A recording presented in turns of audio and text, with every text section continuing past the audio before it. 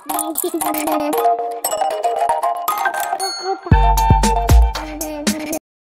Everyone, इस video में बात कर लेते हैं India bull real estate developers की क्विकली एनालिसिस देख लेते हैं। चैनल को लाइक एंड सब्सक्राइब करना मत भूलिएगा। तो इंडिया बुल रियल एस्टेट में आप देख रहे होंगे कि एक सडन अपवर्ड मोमेंटम देखने को मिल रहा है 2 दिन से। क्यों मिल रहा है? क्योंकि आप देखें तो स्टॉक एक चैनल में चल रहा है। चैनल के एज एन 2 हैंगे। पहला फेज़ तो ये नीचे वाला चैनल था, जब यहाँ से फिर शिफ्टिंग हुई ऊपर वाले चैनल में तो फिर एक और ये चैनल बन गया।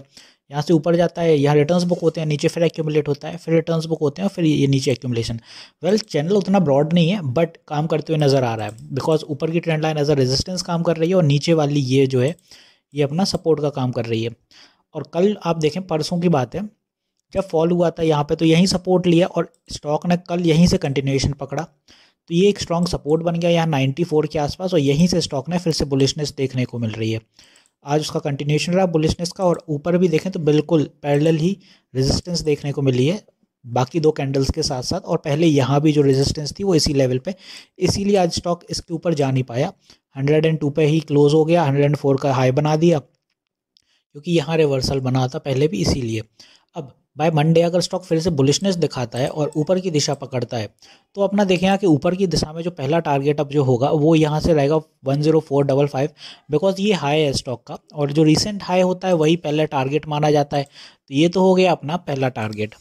बात करते हैं कि जब ये सस्टेन हो जाएगा तो फिर क्या, तो फिर स्टॉक ऊपर की दिशा में फिर से बढ़ेगा, और फिर ऐसे ऐसे करके अपना 108 एंड देन 109 के बाद 1010 तक के टारगेट्स निकल के आएंगे। यहाँ पे जो ट्रेंड लाइन ऊपर हर्डल का काम कर रही है, एग्जैक्ट वहीं पे फिर से हर्डल देखने को आपको मिल सकता है।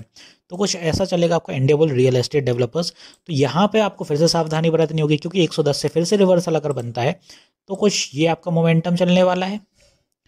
यहाँ से फिर से रिवर्सल अगर बनते हैं तो यहाँ कहीं पे आके फिर से सपोर्ट लेगा 102 या आसपास 100 के आसपास, तो फिर से 100 तक गिर सकता है स्टॉक। तो सावधानी बरतिएगा, जब तक ये चैनल का ब्रेकआउट नहीं देगा तब तक ऐसे ही जिगजैग की पोजीशन में चलेगा, नीचे एक्यूमुलेशन और ऊपर रिटर्न्स बुक। तो आप भी वही कर सकते हैं।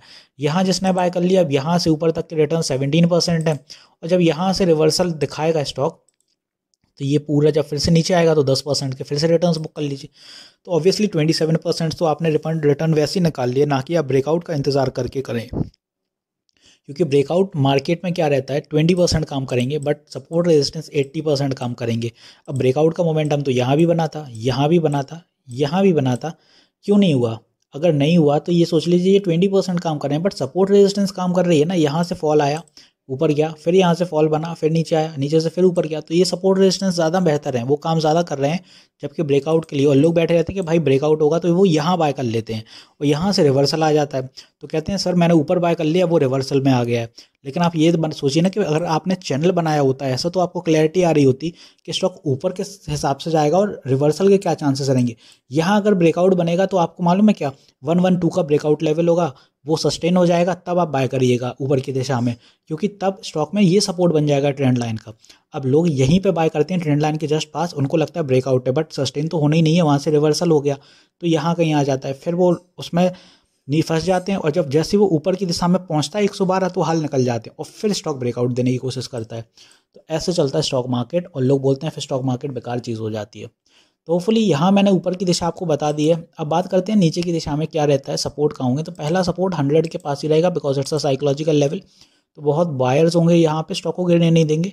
Next support in the same line रहेगा अपना 99 एंड 97 के अराउंड, यहाँ कहीं पे 98 97 शॉर्ट टर्म सपोर्ट्स हैं, क्योंकि जिस हिसाब से बुलिशनेस है उसी हिसाब से नीचे अगर बेरिशनेस आएगी तो ये कहीं ना कहीं थोड़े बहुत पुल बैक्स रहेंगे, उससे ज़्यादा कुछ नहीं, क्योंकि चैनल में चल रहा है, चैनल ब्रेक हो नहीं रहा है, और चैनल में चल रहा है तो स्टॉक में वही रहेगा कि छोटे छोटे सपोर्ट काम करते हैं और छोटी सी रेजिस्टेंस रहती है। तो कुछ ऐसा सा चलेगा। होपफुली अब क्लैरिटी आ गई होगी आपको क्या सीन रहेगा।